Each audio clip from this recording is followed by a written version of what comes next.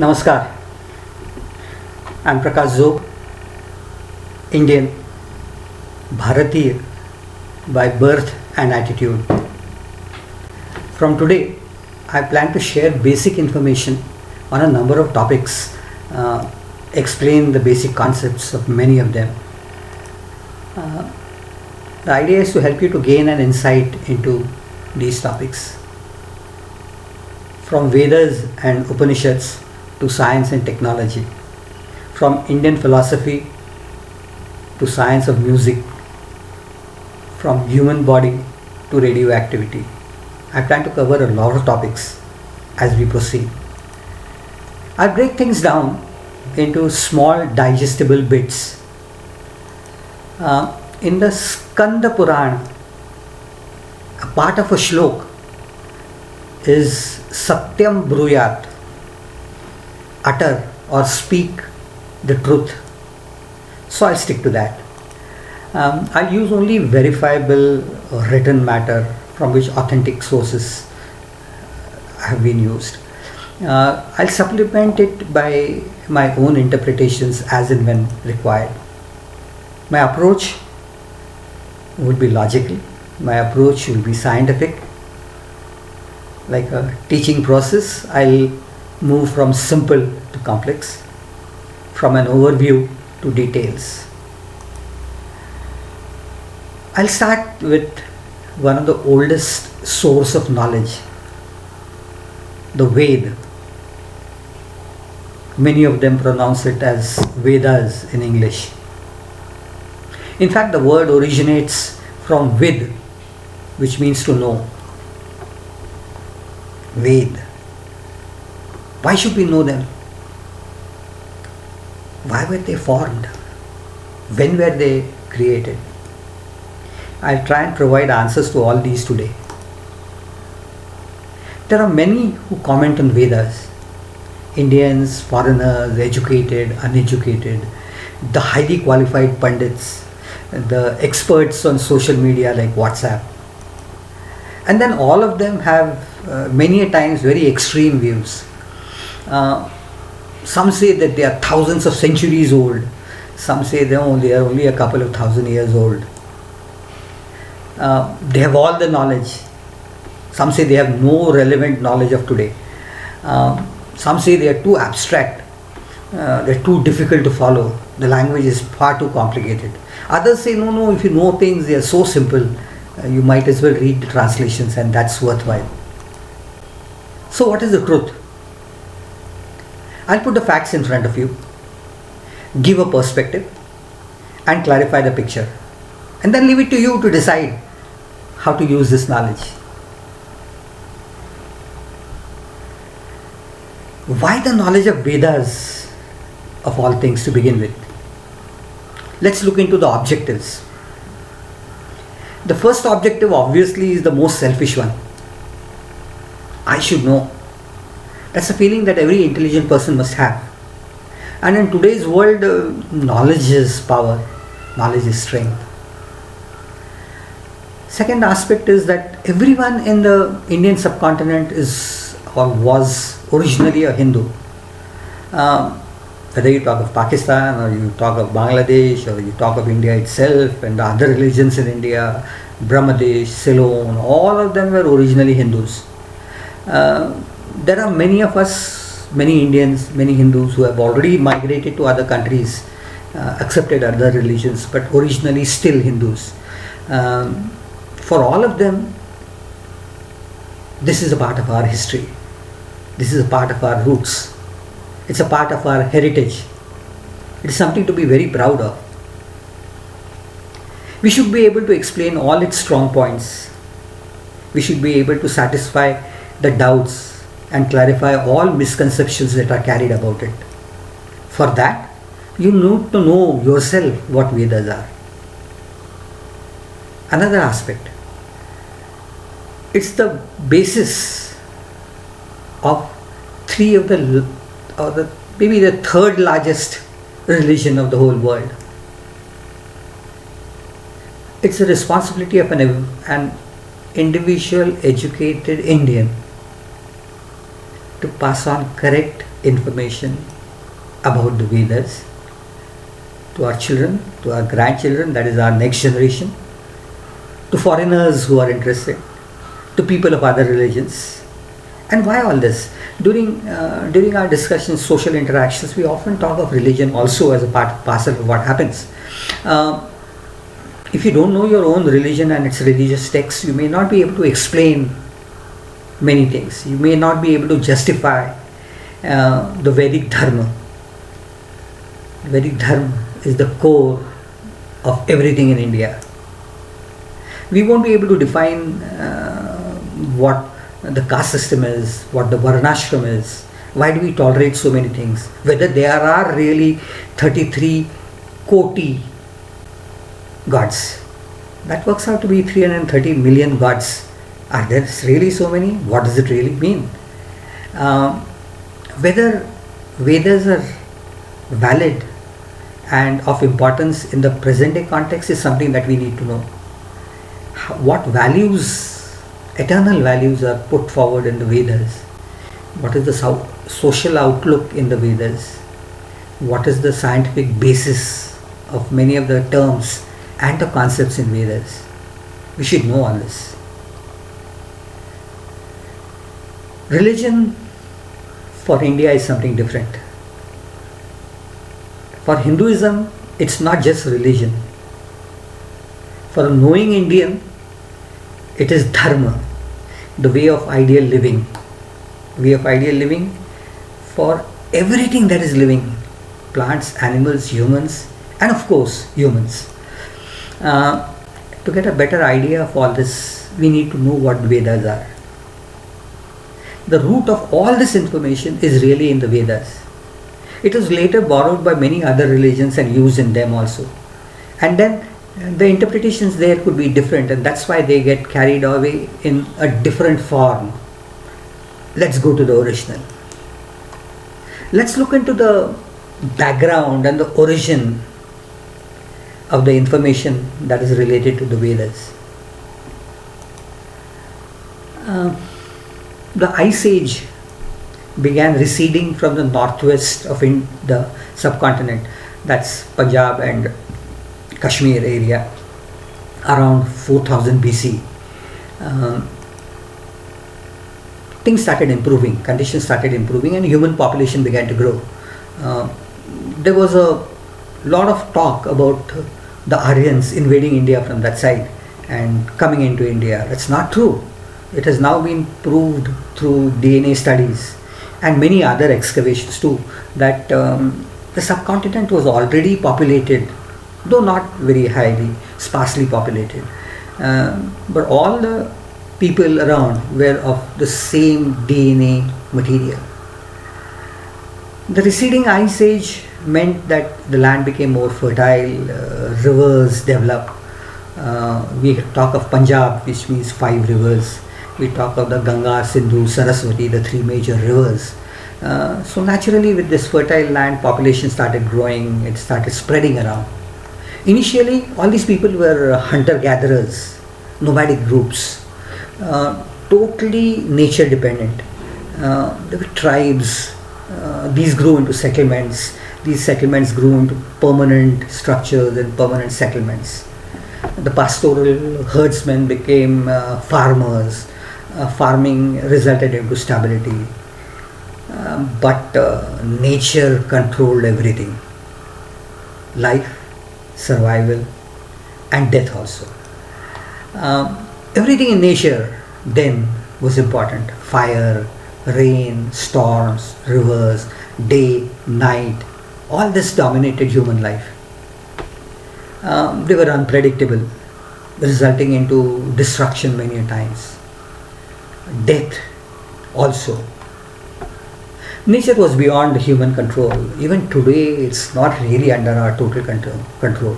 That time, its fury, its wrath, its favorability, all this decided on the life, survival and death of humans.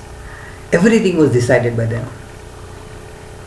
All these individual powers of nature, their pacification, their appeasement, their calming down, their being favorable, meant survival. Fear factor made gods out of all these nature processes. Even today, gods are formed in the same manner, and even today, fear factor rules. No Indian typically would pass a temple and not bow around, scared a little bit, many times. So, all these nature issues, Agni, that is fire, Indra, the rain god, with his friends, the Marudgan, that is the winds, Surya, the sun god, Som.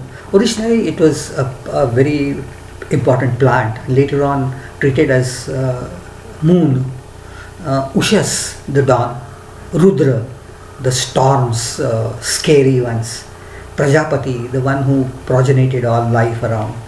All these were treated as gods, capable of doing beyond normal laws and logic and helping humans. So naturally, to please them came prayers. There also came some realizations. I prayed to this god and the rain stopped. I bowed to this tree and passed on some leaves and my fever reduced. I bowed to this particular god and my cow that was lost was found. All such information was passed on from the father to the son to the daughter, and from the daughter to her family and to the next generation, and it kept on. The information that passed on for generations became traditions. Compilation of all this information was obviously necessary. There were local gods also, because there were gods to satisfy local immediate needs, and there were general gods for everyone. All these nature issues were given human forms because they became more relatable for the humans. Nature then turned into human form. Humans have been shrewd all along, so the humans gave them suitable characteristics. I'll just give one example. There's a god called Pushan. He is the god of livestock. You pray to Pushan and he brings back your lost livestock. This is from early times, Rigveda, 6000 years BC. But then this god had no molars. The logic was very simple. He brings your sheep back, your goats back, and if he eats one or two on the way, that's not advisable. So the god was designed in such a manner that he couldn't eat. His teeth were very soft, his face was soft, and he couldn't really finish off a part of the livestock that was being returned. Fire, for example, Agni, is said to have a number of tongues, like the flames that you see. So many things were developed accordingly. There's another issue. It's always give and take, even between humans and gods. So pray, praise, make offerings, and request gods for favors. This is a common practice. Offerings became sacrifices. But how would sacrifices go to nature gods? Humans realize that when you put anything in fire, it gets destroyed, it gets burnt off, it's lost. It's probably gone to gods. So Agni, the fire god, became the medium to transfer all this material from earth to gods. He became the transporter, the vehicle to transfer offerings from humans to gods. What was offered is known as ahuti, or the material is often referred to as havya.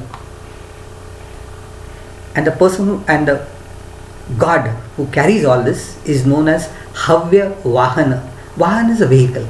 So Agni, the fire god, is a vehicle of transporting all the offerings from humans to gods. So concepts of this sort started developing. This finally developed into typically what is referred to as the yajna, the sacrificial altars, as we could call them. Fire was an essential part of it. How to make these, how to form them, for what were they to be used, all this information started being collected. The yajnas became very specific. They had specific objectives for them. Let me remind you of the Putra Kamishtik Yajna carried out by Dasharath, the father of Ram. So similarly there were other yajnas. I'll refer to them much later. Gradually these yajnas and their processes started becoming more and more complex. There were certain rules and rituals that had to be followed. All that information also had to be compiled in a proper manner. The whole subcontinent itself was socially evolving at that time.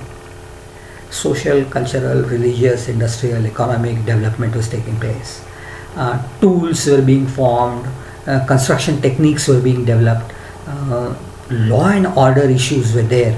So what is the king supposed to do? What is the Shreshti or the important person in the society to do?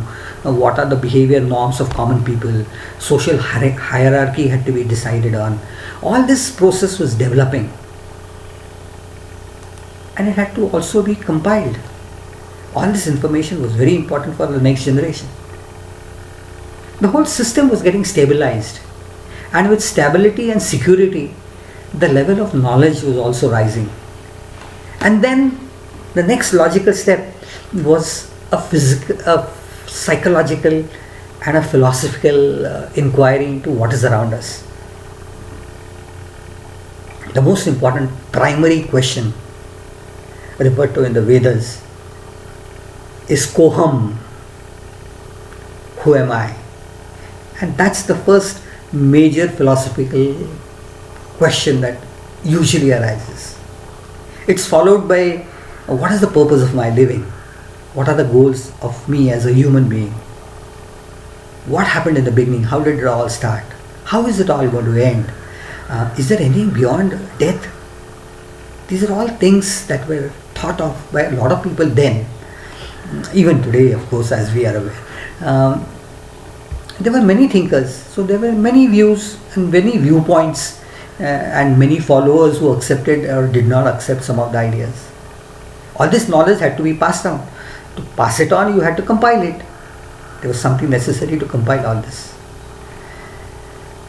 How do you compile all this? One is through language. So language had to develop. In India, the original set of languages is known as Prakrut, which comes from Prakruti. Prakruti is nature. So all natural languages were Prakrut. The trouble with Prakrut is, it's like typical normal language. You talk of Shakespearean English and you talk of English today, and you talk of the American English and you talk of the English spoken by people in South America and the people in India and the Chinese and the Japanese, and you'll find that there's a lot of difference in the way the words are framed and talked on. So the meaning might also change in the process. And then how are you going to transfer all this information from one generation to the next and the next and the next for a span of 6,000 years? How is that going to work out? The problem obviously is that when you hear 100% of material, what you retain is usually less than 60%, and when you retransmit it, it's less than 40%. What you preserve and retain could be just about a third of what originally was given to you.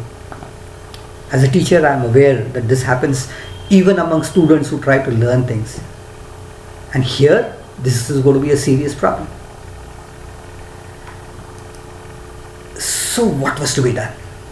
A special language had to be developed, which was a processed language which would not deteriorate.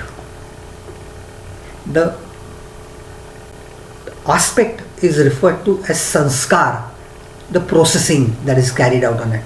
And the language that developed in the process is Sanskrit. Probably one of the most scientific languages that can ever be developed. Very logical, very systematic, and unchangeable in any form. Uh, so naturally Sanskrit was used for the Vedas. A systematic compilation of all this information took place over a span of about a few thousand years. And even Sanskrit, to a small extent, would change over all this span because the grammatical rules were modified suitably later on. So, looking at the Sanskrit used in the Vedas, you can decide on the date of which is earlier and which is later. This Ved itself is Vid, means to know. The Vedas then formed the primary vital collection of all knowledge possessed in the subcontinent that time. There were other important compilations that also took place, but they were never given as much of an importance as the Vedas themselves. They were often a supplement to the Vedas. Not overnight, it took centuries. And what was formed was the Rigveda, the Yajurveda, the Samveda, the first three Veda, which is typically referred to as the Vedatrayi, the triad of Vedas. And there was one more Veda that was added on later on, which is known as the Atharva Veda. They're pretty big, each of them. I'll go into details afterwards. Internally, they are divided into four subparts: Samhita, Brahman, Aranyak, and Upanishad. The Upanishads are the most later part of every Veda. And then there were Vedangas, the Nirukta, the Chanda, the Vyakaran, the Kalpa, the Shiksha, and the Jyotish. These were all formed to assist a person to know and learn and study the Vedas. And this is the core of what Vedas are. When did all this happen? The Western thinkers and the Indian thinkers differ radically. You must give credit to the Western thinkers because they are the ones who started scientific inquiry into the date and the information that was compiled in all this text that was available. It took a lot of efforts. And then it triggered many Indians to work on these areas also. But there was obviously a bias. According to Western thinkers, nothing of importance can take place before Genesis, that is proposed in the Bible. And that's around 6000 BC is what is talked of. So how could a subcontinent like India, where there are 33 crore gods, have a very high sophisticated learning process and information prior to Genesis? Not acceptable. So that bias meant that there was a tendency to say that all this information is from somewhere around 1000 BC or 2000 BC at the most, simultaneously along with the Egyptian and other civilizations, much later than Genesis.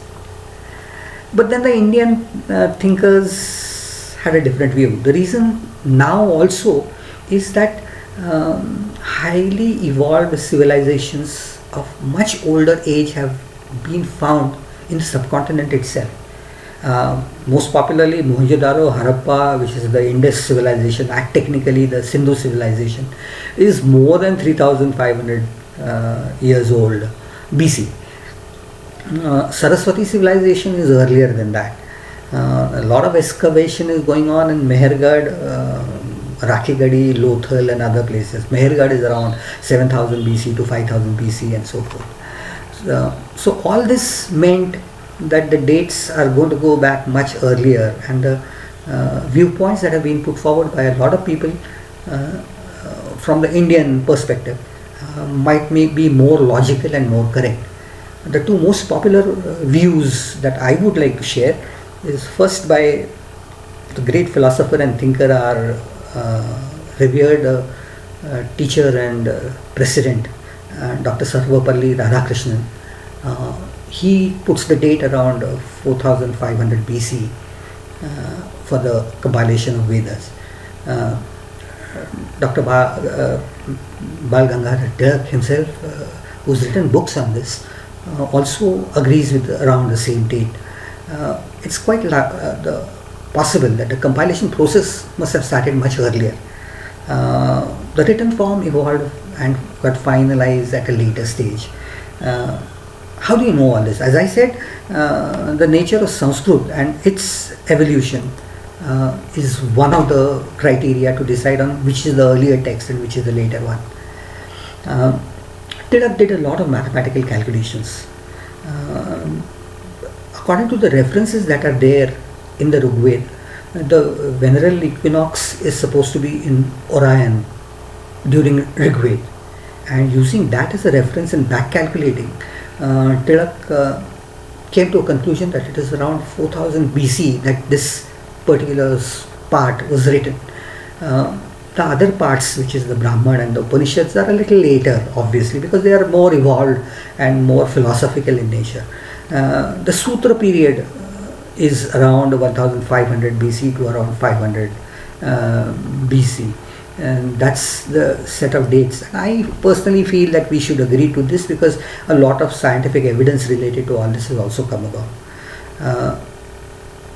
The four Ved, their own internal subparts, the Vedangas, are all themselves an evolving sequence on the basis of content, on the basis of language, on the basis of the matter that is covered in them. This is all now based on scientific works, later works, archaeological studies, linguistic studies. There obviously was a traditional view as to how the Vedas originated. So I'll come to that because we should talk of that also. Traditional origin of Vedas says that it has come from Brahmadev. He passed on all this knowledge to Krishna Dvaipayan Vyas.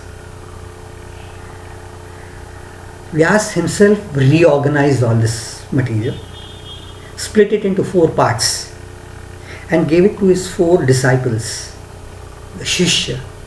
They were all sages known as Rishis, but they were defined in a different way. They are called as Drashtas, the visualizers, the ones who understood the core meaning of what they were writing and studying, analyzed and experienced everything, and later on enhanced it in their corresponding parts. They were not just listeners. So these were the four Drashtas. The Rigveda was given to Pail Rishi, Yajurveda was given to Vaishampayan, Samveda was given to Jaimini. These form the Vedtrayi, the triad of Vedas, the dominant form that was talked of. Later, an additional fourth part was given to Sumant as the Atharva Veda. The Yajurveda itself split into two parts, but I'll come to that much later. So if you look at this part, you would realize that Brahmadev is originator of Vedas according to this. So he naturally, as a deity, he has four faces or four heads, each representing one Ved from where the Ved was spoken out. Three of them are visible, the Vedatrayi, and the fourth is just behind, and in one of his hands he carries the book, which is probably a much later addition. Vyas himself is always referred to as Veda Vyasa because the Veda are the most important scriptures as far as Hinduism is concerned. And the compiler, the originator and the thinker who did all this work is Veda Vyasa therefore. I must deteriorate to a very small extent. I must remind you that Brahmadev that I have been talking all along is not Brahma that is going to be referred to in the Upanishads as I discuss this later. Brahma is the supreme being, not a being, an entity in true sense. Everything is Brahma. That's one of the basic principles of Hinduism. We'll come to that much later. What do the Vedas contain? What is their layout? What is their structure? What is their format? I'll talk of that next time. If you found this information useful, please like and subscribe to this channel. Pass on this information to your friends, recommend it to your friends, all those who are interested in learning many areas that I have referred to. Please ask them to join in, listen to it peacefully at your convenience, at your willing time. I'm sure you'll find most of this information useful. That's it for now. That's it for today. Bye bye till we meet next time.